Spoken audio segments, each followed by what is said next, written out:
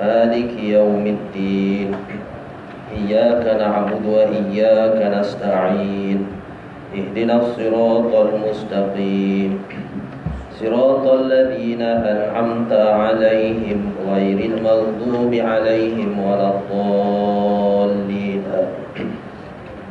بسم الله الرحمن الرحيم. السلام عليكم ورحمة الله وبركاته. الحمد لله رب العالمين والصلاة والسلام على أشرف الأنبياء والمرسلين وعلى آله وصحبه أجمعين. قال رب اشرح لي صدري ويسر لي أمري واحلل عقدة من لساني يفقهوا قولي. سبحانك لا علم لنا إلا ما علمتنا إنك أنت العليم الحكيم.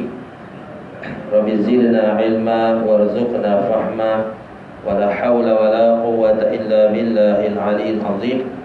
ولا حول ولا قوة إلا بالله العلي العظيم. ولا حول ولا قوة إلا بالله العلي العظيم. ربنا افتح بيننا وبين قومنا بالحق وأنت خير الفاتحين. أما بعد. Yang dihormati pengerusi Surau Al-Makmur Taman Seri Kemuning, Tuan Imam, Ahli Jawatan Kuasa Surau, pimpinan masyarakat setempat, muslimin sidang jemaah yang dirahmati oleh Allah Subhanahu wa taala sekalian. Alhamdulillah, syukur kepada Allah Subhanahu wa taala kerana dengan limpah kurnia taufik dan hidayah Allah Subhanahu wa taala bagi lagi kesempatan kita untuk kita hadir bersama-sama kita di rumah Allah Subhanahu wa taala ni, surau kita ni, insya-Allah bagi kita melakukan solat maghrib secara berjemaah dan kita mengisi sedikit masa di antara maghrib dan isyak ini dengan kita membincangkan hadis-hadis Nabi sallallahu alaihi wasallam, ayat-ayat Al-Quran, ayat Allah dan kitab-kitab para ulama.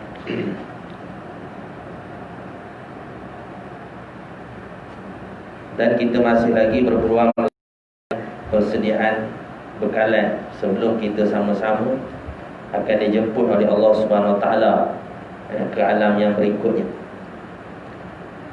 Kita sentiasa dalam keadaan hijrah daripada kita ini alam rahim, alam ruh. Sekarang kita berada di alam dunia.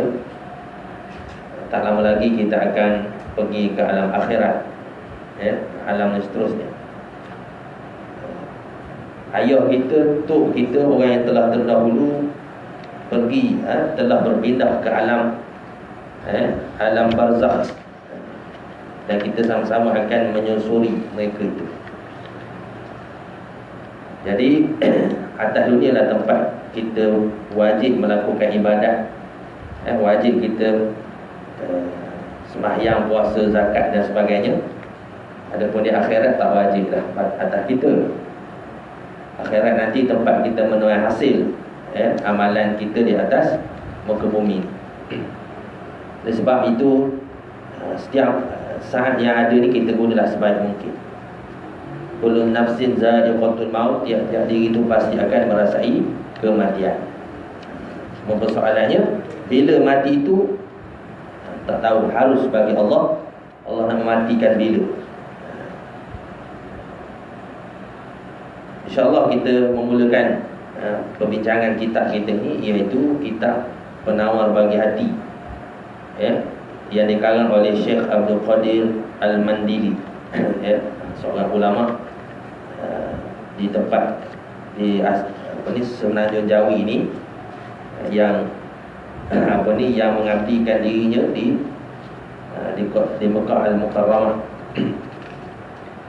Jadi karang kitab ni Penawar Bagi Hati, dah lama dah kitab dia. Banyak pengajian-pengajian di madrasah-madrasah yang membicarakan tentang kitab ni, iaitu membicarakan ilmu tasawuf peringkat permulaan. Ilmu tasawuf peringkat permulaan. Kita dah tamat itu, iaitu ilmu akidah, ilmu tauhid, ilmu usuluddin. Jadi ini ilmu tasawuf, ilmu tasawuf. Kalau kita tengok belakangnya, nama asalnya ialah penawar bagi hati, yang dihimpunkannya oleh Syekh Abdul Qadir bin Abdul Muttalib Al-Indonesia Al-Mandiri di Tanah Suci Mekah pada tanggal 7 Rejab. Kita perkenalan dengan pengarang kita. Pada tanggal 7 Rejab 1378 Hijrah. Berapa lama dah tu? Sekarang ni dah 1440. Tolak lah. 1378 berapa tahun dah? Buka otak Jepun dulu. Saya memang mengaku betul, memang matematik kurang sikit. Berapa tahun dah? 64 tahun. 64 tahun kitab ni sampai sekarang masih dibaca ya. Banyak manfaat pengarang kitab kita. Jadi kitab ini ubah suai, diadaptasi dengan lebih mudah dipelajari dan dipahami. Maknanya diterjemahkan ke dalam bahasa Melayu kita lah, bahasa Malaysia. Disusun ini sebagai permulaan bagi ilmu tasawuf, bagi menyampai kepada pengosongan hati daripada yang lain daripada Allah Subhanahu Wa Taala, dan menghiasi dengan hanya memandang kepada Allah Taala, Tuhan sekalian alam, dengan cara membersihkan segala anggota yang zahir daripada segala perbuatan keji, untuk membawanya kepada pembersihan hati daripada segala sifat kecelaan. Kitab ini sesuai dipelajari di segenap lapisan masyarakat, sama ada orang awam ataupun para pelajar. Jadi bila sebut tasawuf, apa tasawuf penting belaka lah. Cuma yang paling utama tauhid. Ulama sebut apa? Awaluddin ma'rifatullah, awal-awal agama mengenal Allah Subhanahu Wa Taala. Dan lagi satu, tauhid itu usul agama, asal. Kan asal. Iaitu kita belajar tauhid untuk sahkan iman kita. Atau paling penting lah. Kalau iman tak sah, segala amal ibadat kita, puasa, zakat, haji, semua tak diterima oleh Allah Subhanahu Wa Taala. Kalau iman tak sah, balik ke akhirat tidak dikira amal ibadat kita. Balik ke akhirat tak dikira. Baik macam mana lah, kita kata pergi kedai ahcong, baik ahcong. Kalau beli spare part kereta tu dia bagi perigi sama. Ataupun pergi kedai roncik ahcong, beli beras kampik 5 kilo, dia bagi susu 2 teh. Tiap-tiap kali beli ada je free. Susu tak bayar. Bayar harga beras saja RM13 5 kilo. Kan? Beli 10 kilo dapat 2 tem sardin pula. 2 tem susu, 2 tem sardin. 2 tem susu, 2 tem sardin. Mana bagusnya ahcong. Baik sungguh. Pergi kedai Abu, kedekut mampu. RM13. Kan? Macam-macam dengan muka masak, dengan pelayanannya dan sebagainya. Tapi baik-baik mana ahcong sekalipun amalan tak diterima di akhirat. Pasal apa? Dia tak Islam. Dia tak ada akidah. Abu ni walaupun kedekut mampu, itu salah kita lah Islam. Tapi maknanya dia ada dosa, perhitungan dosa dan pahala. Sejahat-jahat mana anak muda kita tu, pakai seluar pendek merempit dan sebagainya, selagi mana di Islam, dia tak Islam. Jangan kita kapau dia, kapi tak boleh. Kan? Tak boleh kapau. Awak buat amalan macam ni, buat kerja macam ni, kerja orang kapi ni, ataupun awak kapi, tak boleh gitu. Ataupun kita kata awak ahli neraka, tak boleh. Kecuali kita kata amalan awak ni amalan ahli neraka, kalau buat macam ni boleh masuk neraka. Itu tak apa. Kan? Jangan kata ahli neraka. Ataupun kita kata anak orang kapi yang belum balik, orang kapi, tak boleh ke? Pasal apa? Dia belum balik. Dia belum balik. Walaupun dia anak orang kapi, tapi dia belum balik. Ketika mana sahabat Nabi SAW ketika berperang, menang, dan orang kapi jadi tawanan pada orang Islam. Ada sahabat yang dia panggil anak orang kapi itu kapi. Orang kapi, dia kapi. Kalau anak orang kapi tak lagi, dia akan panggil orang kapi, budak yang belum balik. Jadi Jadi tahu dah, lalu Rasulullah menyebut jangan kamu kata gitu kepada anak orang kafir. Orang kafir mana mereka itu kafir. Sedangkan kamu itu sebelum daripada Islam, kamu ayah kamu masing-masing pun tidak Islam. Sebelum kamu menerima Islam, kamu pun kufur juga, kan? Kafir juga. Gitu. Jadi mereka yang tidak balik maknanya disebut Islam, agama yang beriman disebut. Jadi yang paling penting iman, akidah tauhid. Dan untuk sah iman, yang kedua kita belajar tasawuf ni untuk sahkan pahala. Kita belajar fiqh untuk sahkan ibadat. Mana penting? Sah iman, sah ibadat, sah pahala. Mana penting? Antara tiga. Iman yang pokoknya. Lepas tu barulah kira pula bab ibadat. Sah ke batal ke, sunat ke, wajib ke apa, dalam ibadat. Tapi sah ibadat pula, ibadat penting juga. Sebab kalau tak ada ibadat, macam mana kita nak dapat kelebihan di akhirat? Kan? Tapi dalam masa yang sama, ibadat kena ada ikhlas pula. Kena ada tasawuf pula. Tasawuf untuk apa? Untuk sah pahala. Sah pahala. Jadi tiga-tiga itu penting. Tapi yang pokok, yang paling utama iaitu sah iman. Itu paling penting. Paling penting sah iman. Batuk lama sebut apa? Man tasawufin bi ghairi tafaqquhin fahuwa zindiqun. Man tafaqquhin bi ghairi tasawufin fahuwa fasiqun. Para siapa yang berfiqh sahaja tapi tidak ada tasawuf, dia fasik. Fiqh saja tapi tak ada tasawuf. Semayang faham saja tapi tak ikhlas.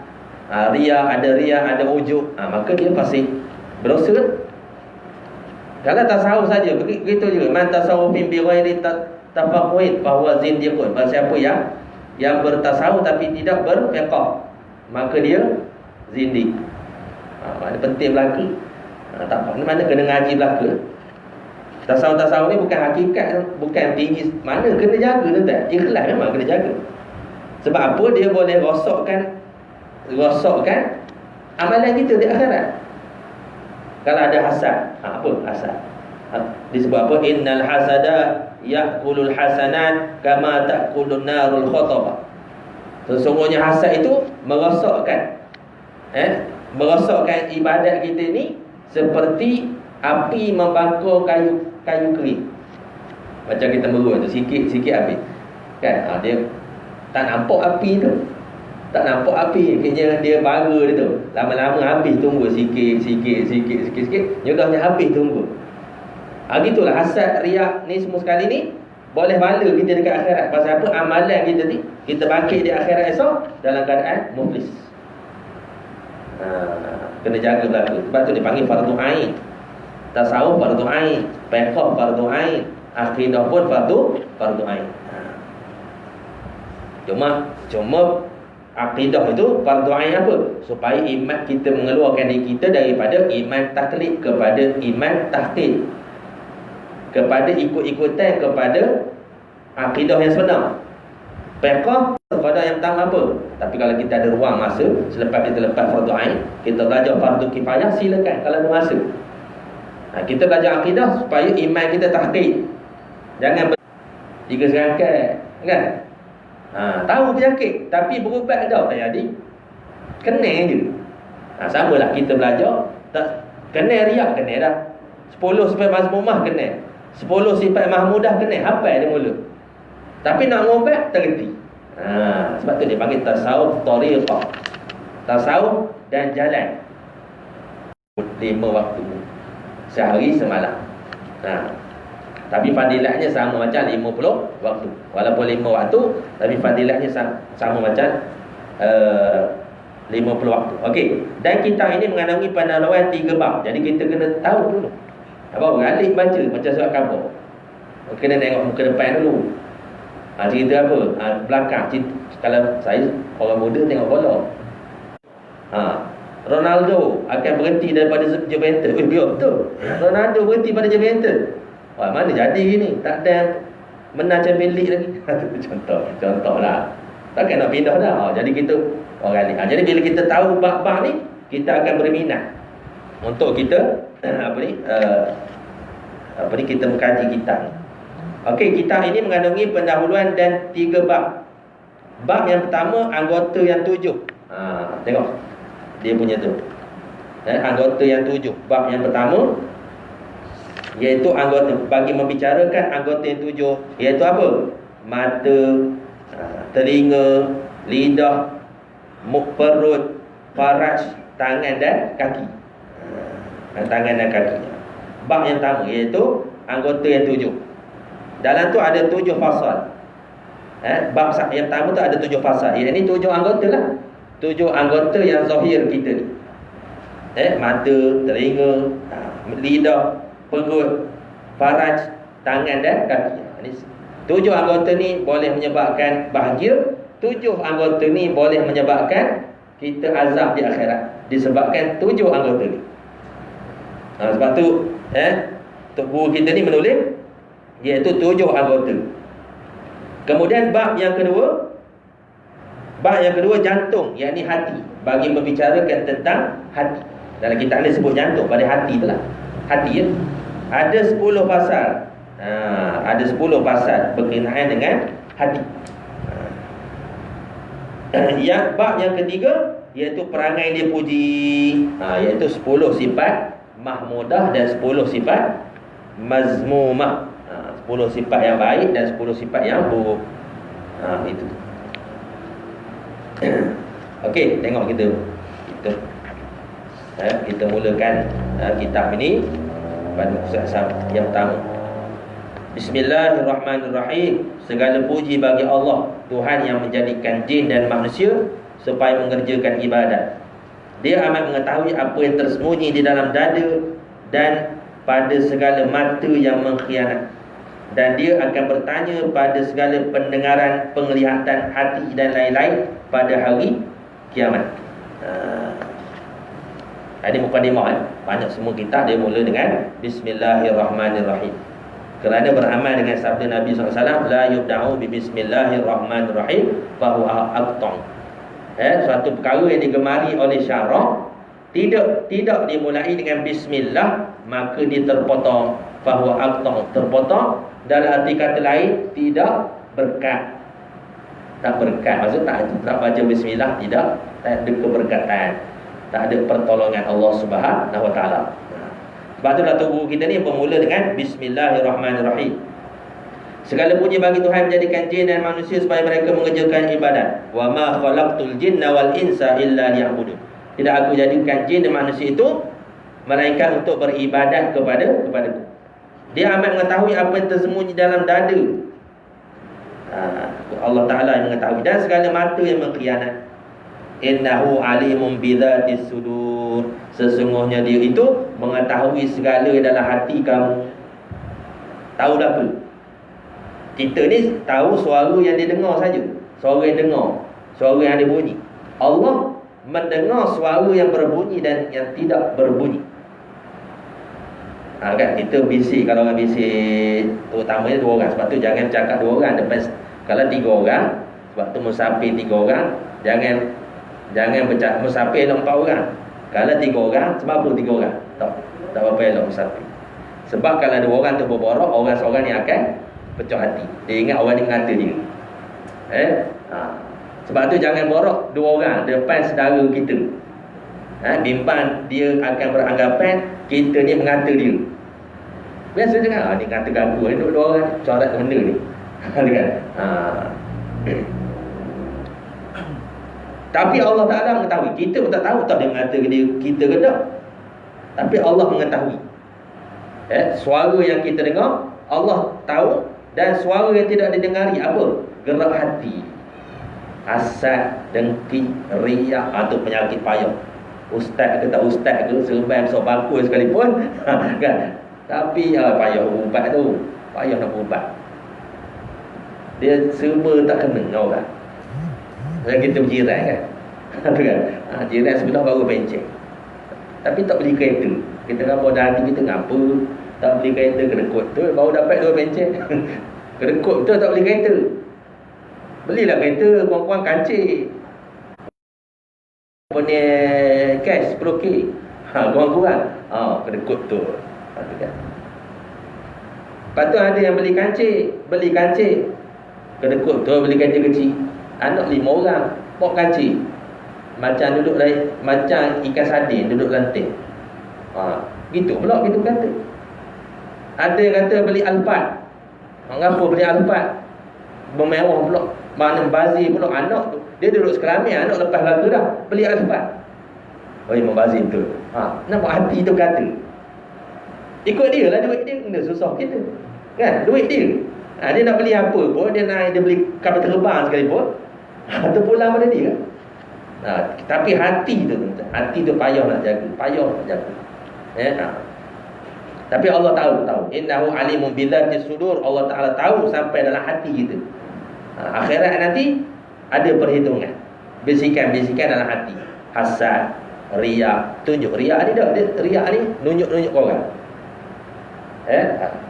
Orang ahli ibadat dia paling mudah terjangkit dengan riya.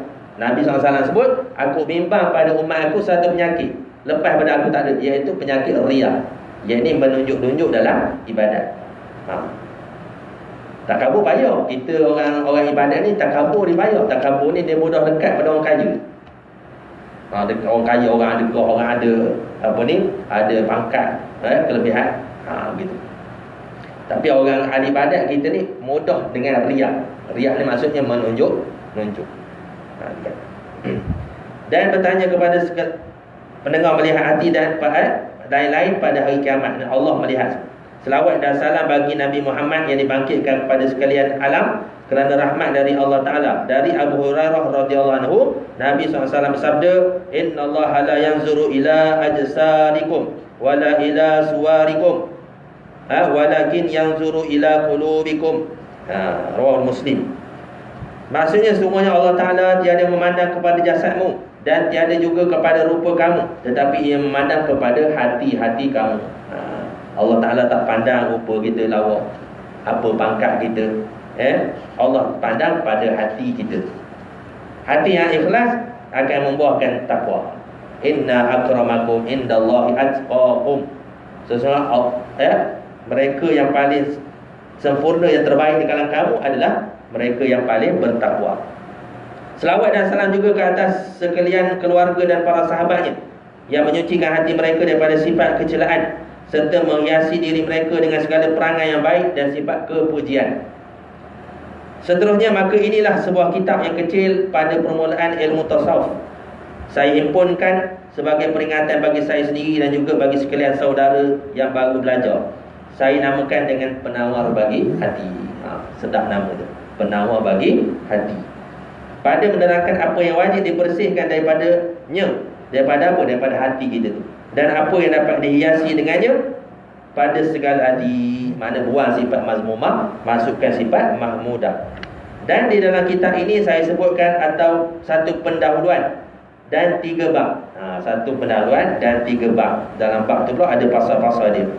Dan kepada Allah Ta'ala juga saya mohonkan agar ia memberi manfaat dengan kitab ini bagi saya sendiri dan bagi sekalian pembacanya, dan ia menjadikannya ikhlas semata-mata menuntut keredaan Allah, keradaannya, kerana sesungguhnya dia sangat berkuasa atas tiap-tiap sesuatu.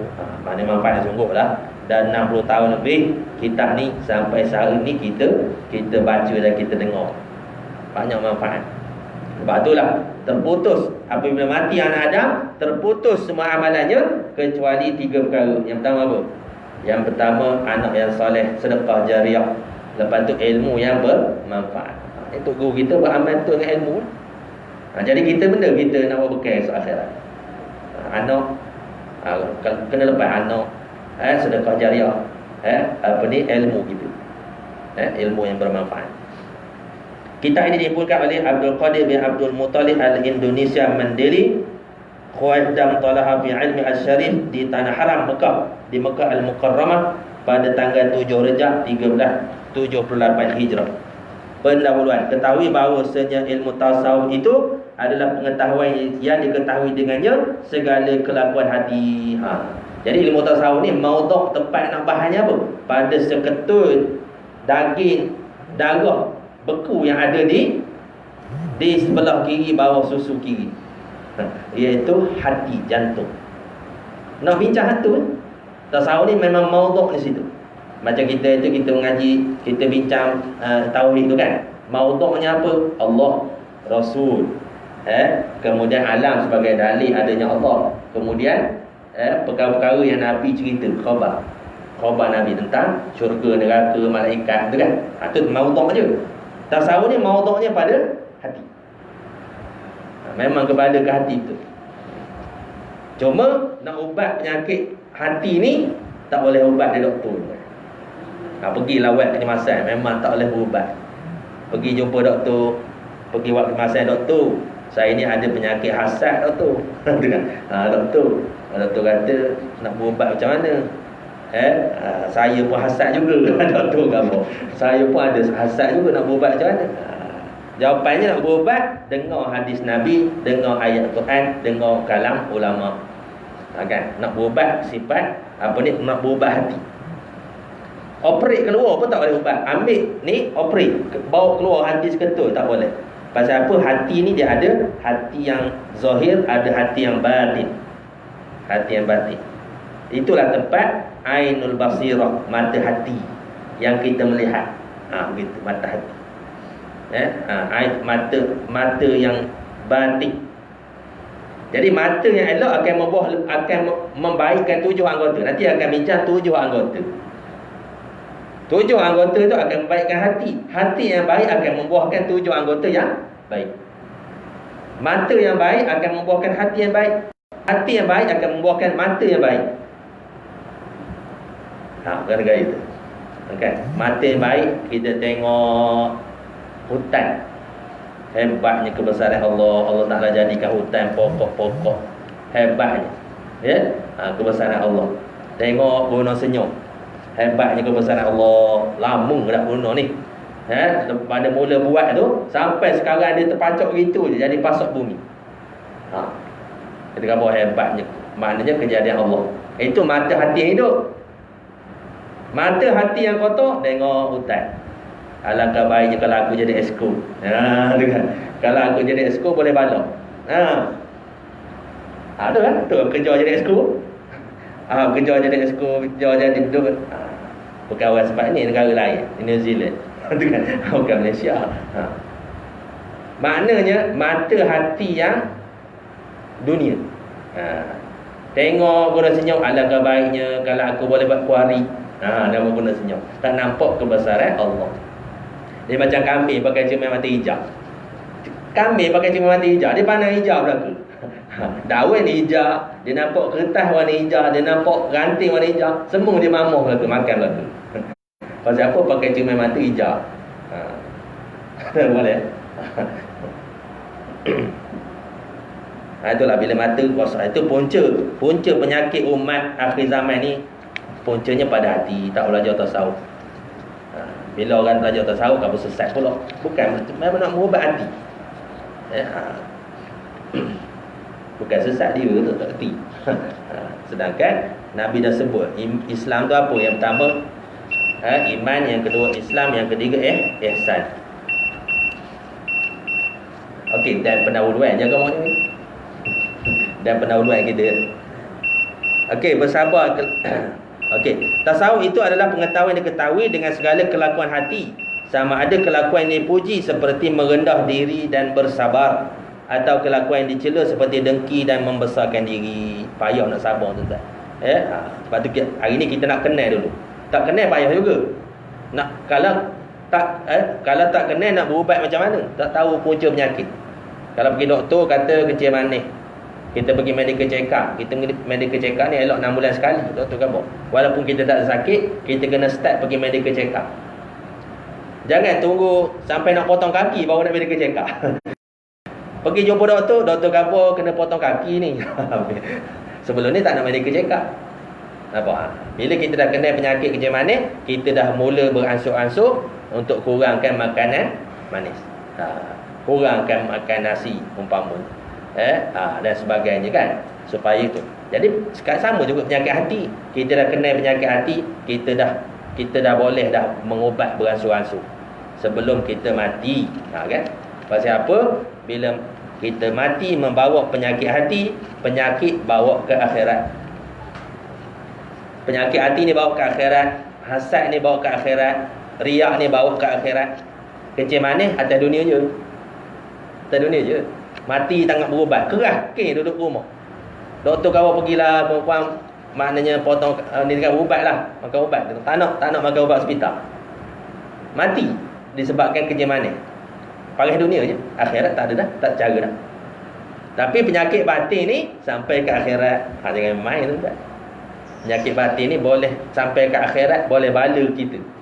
Boleh menyebabkan kita binasa di akhirat kalau kita tak kenal. Okey. Okey, faedahnya ialah menyampaikan kepada pengosongan hati. Tuan-tuan 10 minit boleh ya? Tak ada hal lah. Sebulan sekali. Pukul 10 tak apa, sebulan sekali.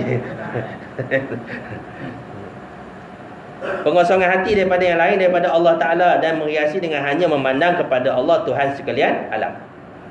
Okey, apa faedahnya kita? Maknanya kita kosongkan hati kita selain daripada Allah. Mana Allah sahaja dalam hati kita. Menghiasi dengan hanya memandang kepada Allah Subhanahu Wa Ta'ala. Betul tak? Ihsan tu tasawuf. Tasawuf. Apa maksud ihsan? Allah ka'annaka tarahu fa illam takun tarahu fa innahu yaraka. Kamu beribadat seolah-olah kamu melihat Allah. Kalau tak boleh, hendaklah kamu yakin bahawa Allah sentiasa melihat kamu. Itu yakin. Jadi kita belajar akidah tu, kita yakin Allah, beriman pada Allah sekadar wujud. Wujud, mana beriman pada Allah wujud. Kan? Ilmu yakin sekadar wujud. Tapi tasawuf mana tauhid dia, akidah dia ada rukun iman. Fiqh dia ada rukun Islam. Tapi tasawuf ihsan dia tak ada rukun, dia panggil martabat. Anta abdullah ka'annaka tarahu fa illam takun tarahu fa innahu yaraka. Yang kamu melihat, mana musyahadah. Ataupun Allah melihat kamu, itu dia panggil muraqabah. Sebab itulah Imam Ghazali kata belajar tasawuf sampai mati. Bukan belajar saja, beramal dengan tasawuf. Beramal dengan amalan yang boleh menghampirkan diri kita kepada Allah Subhanahu Wa Taala, zikrullah dan sebagainya. Masing-masing lah, selera masing-masing. Ada orang dia suka selawat, ada orang tu mana top-top amalan-amalan tu dan sebagainya lah. Itu faedah kita belajar tasawuf, supaya kita kenal penyakit yang kita nak ubat. Ya, faedah kita medical check up supaya kita kenal penyakit yang kita nak berubat lepas pada itu. Walaupun tak sampai tahap 4 lagi, kanser tak sampai tahap 4 lagi, tapi boleh berubat lagi, tahap 1 baru. Tahap boleh berubat lagi. Sebab apa? Kita kenal ada penyakit. Kalau tak kenal, kita makan kodan, vitamin masuk, itu masuk, ini masuk, macam-macam ubat masuk, tapi tak tahu punca penyakit apa. Kalau kencing manis, kita tahu ubat dia. Kalau sakit perut, kita tahu ubat dia. Kalau darah tinggi, kita tahu ubat dia. Sama lah ni, penyakit riak, kita antaranya ialah hati, dari sudut kelakuan yang datang kepadanya hati. Hati dari sudut kelakuan yang datang pada hati itu. Hukumnya ialah fardu ain atas setiap yang berakal serta baligh. Fardu ain atas tiap-tiap mukallaf, iaitu ia belajar tasawuf. Tujuannya apa? Untuk belajar, untuk mengetahui sifat-sifat yang mahmudah, untuk masuk ke dalam hati dia sifat-sifat mahmudah. Hukumnya fardu ain. Hari ini kita kena faham, belajar tasawuf fardu ain, bukan belajar sembahyang je fardu ain. Belajar akidah fardu ain, belajar fiqh fardu ain, belajar tasawuf fardu ain. Belajar akidah untuk sah iman, belajar fiqh untuk sah ibadat, belajar tasawuf untuk sah pahala. Penting semua tu fardu ain. Tiga-tiga. Islam, iman dan ihsan. Kan? Hukumnya fardu ain. Tempat ambilannya ialah daripada Al-Quran yang mula dan hadis Nabi SAW. Namanya ialah ilmu tasawuf. Okey, maksud ilmu tasawuf Dan ketahui bahawasanya maksud daripada ilmu tasawuf itu membersihkan segala anggota yang zahir daripada segala perbuatan keji, untuk membawanya kepada pembersihan hati dengan segala sifat kecelaan. Maknanya kita membersihkan segala anggota yang zahir. Mata kita, tangan kita, kaki kita, perut kita bersihkan supaya segala perbuatan keji, untuk membawa kepada pembersihan hati. Memang tak percaya lepas tengok mak janda baru nak pergi masjid, tengok nyedai kain, lawa janda, teringat dah sembahyang, lawa janda kan? Rosak hati. Mana sembahyang ibadat sah lah, rukun 13 sah, tapi bahagian kosong hilang dah. Pasal apa? Pandang janda lawa kan? Kan? Hati.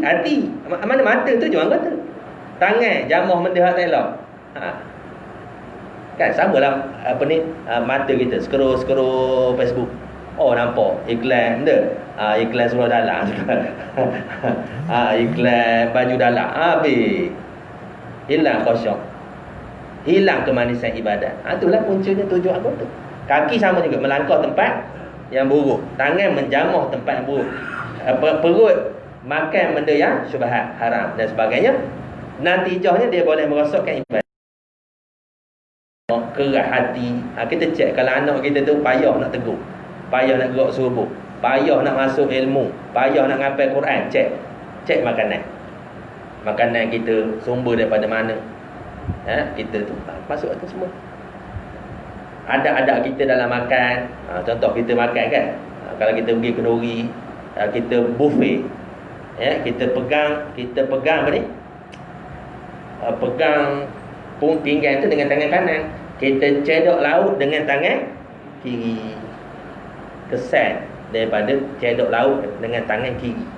Lepas tu anak kita, abah tolong cedok ke lauk, kita ambil pinggan anak kita, cedok dengan tangan kiri, masuk dalam pinggan anak kita makan. Kan? Nabi kata guna tangan kanan, kita guna tangan kiri. Jadi anak kita jadi keras hati. Ceklah balik, ceklah. Mana? Ikut dan je kan? Ikut dan. Itulah kalau kita jaga sungguh-sungguh, insya-Allah. Mana betul baliklah. Hari ni kita dah tahu, kita betul balik. Kan? Okey. Anggota yang zahir apa? Dia kenaki dengan segala anggota yang zahir 7 anggota, iaitu mata, telinga, lidah, perut. Mata, telinga. Telinga sama dengan orang 4. Orang tu baru nak datang masjid, baru nak datang surau, tak rajin, lama dah 20 tahun tak datang surau. Tiba-tiba ada orang gotong royong. Gotong royong ngecat masjid. Tiba hari tu kebetulan dia nak kenduri, jadi kena tunjuk muka lah dia datang ke masjid, ke surau, gotong royong. Lepas tu ada AJK surau ke apa, awak ni tak pernah nampak dah, baru ni nak datang, masa nak kenduri baru nak datang. Kan? Lepas tu taubat lahun dia tak datang lah. Dia kata masjid ni hak AJK masjid punya, surau ni AJK masjid punya. Nampak? Disebabkan mulut, hak dengar tu telinga. Mulut yang cakap, mulut. Lidah, telinga yang menerima ejekan tadi, tak datang lepas tu sampai sudah masjid. Nampak tu tu barak. Perut sama juga perut. Parat sama parat. Parat. Dengan sebab perempuan bergaduh. Ada sebab perempuan bergaduh, 7 keturunan bergaduh. Sebab tak terima pinangan berdendam sampai berbunuh. Dah. Sebab apa? Parat. Penyakit. Dia tak ada cari perempuan. Orang yang tak parat ni tak okey, dia tak cari perempuan. Dia bahasa segar je lah. Ada orang cari perempuan tu. Kan? Gitu. Cari duit. Nak zina. Dan sebagainya kan. Jadi nak dapat kepuasan tu cari duit. Esok nak dapat kepuasan cari duit. Nak kahwin kena dengan duit. Kan? Haram ke halal semua dengan duit. Maknanya tu. 2 tangan sama, 2 kaki sama juga. 7 anggota. Ingatlah di dalam hatimu bahawa Allah Ta'ala telah memberi nikmat kepadamu, dan beberapa nikmat yang besar-besar, iaitu segala anggotamu. yang wajib atas semua memelihara dan mensyukurinya. Maka jika engkau tiada memeliharanya, nescaya semua itu akan menjadi saksi atasmu pada hari kiamat. Firman Allah Ta'ala, al-yawma nakhtimu ala afwahihim wa tukallimuna aydihim wa tashhadu arjuluhum bima kanu yakzibun. Ini surah Yasin. Masjid dah, kalau boleh kita jangan kesan apa ni, pasir-pasir yang lekat pada dahi kita tu, biar dia jadi saksi. Memang dia hilang juga, tapi janganlah kita cepat sangat nak kesan debu-debu yang kita sujud di masjid-masjid yang kita singgah sepanjang kita musafir tu. Mudah-mudahan debu-debu tu jadi saksi di akhirat. Semua jadi saksi, so. Pasir-pasir jadi saksi kita. Tak boleh cakap lah mulut kunci belaka atas dunia, boleh lah. Bila buka kita punya video rekod kita, ada ulama sebut sehinggakan sampai tercabut kulit muka, malunya. Ahli mahsyar tu apabila amalan di atas dunia, amalan buruk dia buka di akhirat esok, sampai tercabut kulit muka, malu. Atas dunia ni kita tebal muka, itu pun buat tak malu ke. Tebal muka, berhutang orang tak bayar, tebal muka. Orang berkata belakang, apa tak bayar hutang mamat tu, kita buat tebal muka gitu. Tapi akhirat malu tak ada, sampai tercabut kulit muka di mahkamah Allah Subhanahu Wa Taala. Kita ambil pendahuluannya. Akan datang kita akan masuk bab 1. Maka setiap anggota itu bertutur mengenai kejahatan dan yang keluar daripadanya. Dan firman Allah Taala, wa ma kuntum tastatiru na ay yashhada alaikum sam'ukum wala absarukum wala juludukum walakin zanantum annallaha la ya'lamuna katsiran mimma ta'malun.